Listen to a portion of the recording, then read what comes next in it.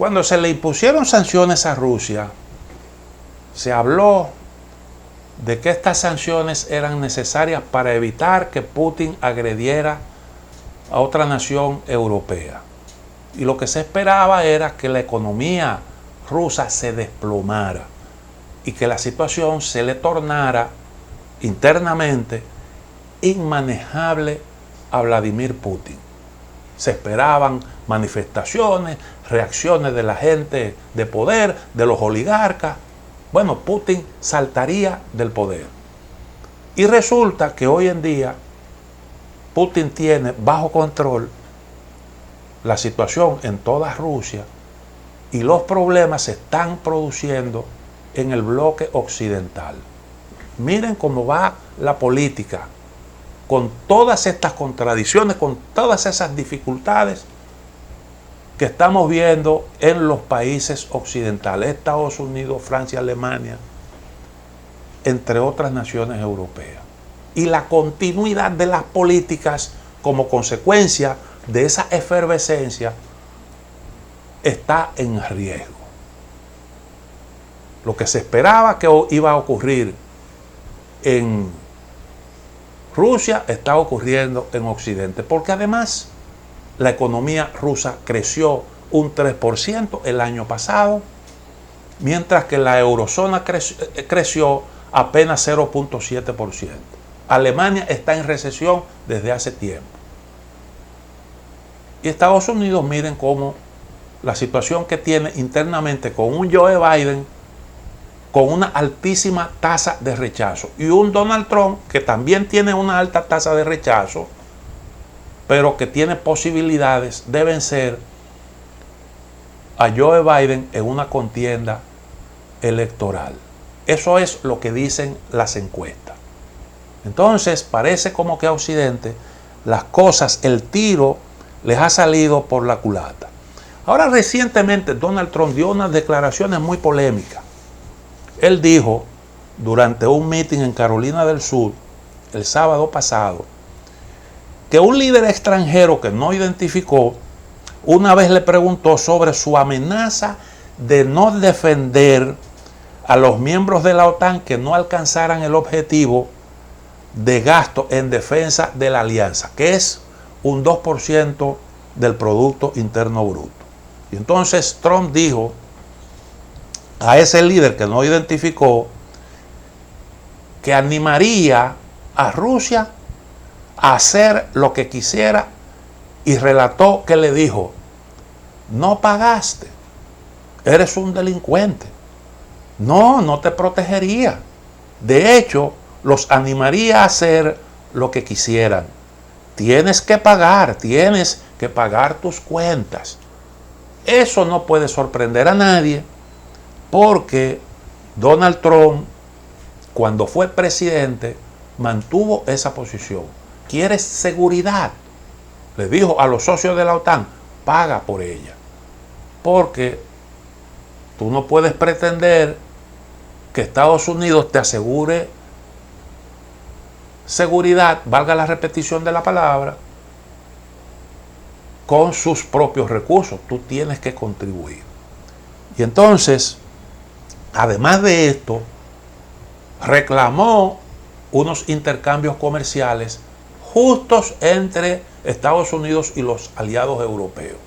Porque él decía que los europeos estaban estafando a Estados Unidos, porque tenían ahí un proteccionismo y los productos europeos competían de manera desleal con los estadounidenses. Y le impuso sanciones. Entonces, este discurso de Donald Trump no puede sorprender a nadie.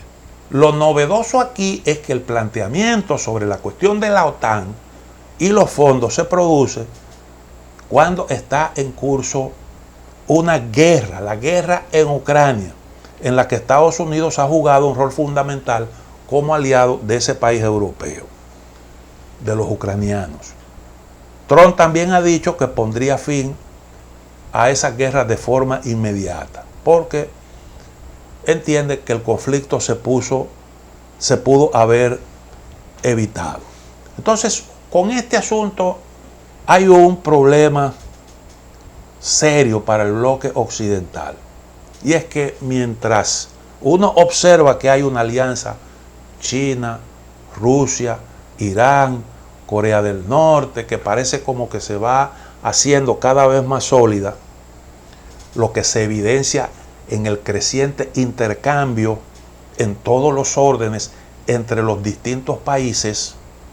Mientras esto ocurre, mientras el grupo BRICS se amplía, el bloque occidental está lleno de contradicciones que son crecientes. Por ejemplo, la ampliación de la OTAN encontró una objeción, el caso de Hungría. Las sanciones contra Rusia ha encontrado también objeciones, el caso de Eslovaquia ahora, el mismo caso de Hungría, el caso de Turquía, que es socio de la OTAN, que no se sumó a las sanciones contra Rusia. Si bien Erdogan es un tanto culebro y oscila, pero ha impulsado una política en defensa de sus intereses nacionales.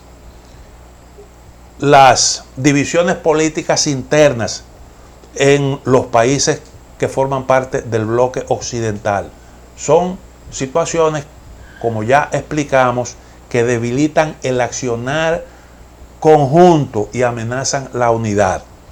En el caso de Estados Unidos, el líder de la alianza, el más poderoso y líder del mundo, esto tiene tonos dramáticos, dada la popularidad de Donald Trump y la alta tasa de rechazo de Biden. Puede volver al poder Donald Trump. Y entonces los aliados no han sabido manejarse frente a esa situación y de alguna manera han asumido posiciones en el debate interno de los Estados Unidos a favor de Joe Biden, acusando a Donald Trump de ser un peligro para la democracia. Fíjense, por ejemplo, las reacciones de estas declaraciones de Trump. Y entonces ahora se hacen depender las relaciones con esta gran nación a la continuidad en el poder de una organización política. Si las cosas pueden cambiar dependiendo de quién esté en el poder, y eso no produce realmente certidumbre. La situación, bueno, pues no genera certeza sobre continuidad de las políticas por parte de Estados Unidos. Todo puede variar en función de la situación política interna, no solo en Estados Unidos, sino también en otras naciones, como ya explicamos, como consecuencia de posibles cambios políticos. Entonces, esto a su vez provoca vacilaciones a la hora de decidir hasta dónde un país aliado de Estados Unidos se puede arriesgar, hasta dónde se puede comprometer, tomando en consideración que incluso estando un partido afín en el poder, puede que el presidente, el que cabece la rama ejecutiva en un momento determinado, no pueda aplicar sus políticas como está ocurriendo con Ucrania. Actualmente Biden es el presidente, muy buenas relaciones con todos los países aliados de Estados Unidos, pero no ha podido mantener la ayuda a Ucrania. Ha tenido tropiezos en eso, como consecuencia de los problemas internos. Y todo eso se traduce en incertidumbre. Puede ocurrir lo que ya ocurrió en Arabia Saudita. ¿Qué ocurrió en Arabia Saudita? Bueno, que como resultado de todo esto, que Trump, Barack Obama tenía en un momento determinado, tuvo posiciones duras con respecto a Arabia Saudita. Eso le quedó a Arabia Saudita como experiencia amarga, ayudó a Donald Trump. Trump tuvo buenas relaciones con Arabia Saudita, pero cuando volvió Biden, retornaron las políticas de Barack Obama. Después hubo un cambio, pero los saudíes dijeron, aquí hay que tener realmente mucho cuidado y no me puedo arriesgar a tener mis huevos en una misma canasta. Y eso se puede, la multialineación se puede convertir en una gran tendencia como lo que prevalece actualmente a nivel de los países, de las potencias medias. Porque en las potencias medias, si usted lo analiza bien, esa es la posición que han asumido. Me estoy refiriendo a India, me estoy refiriendo a países como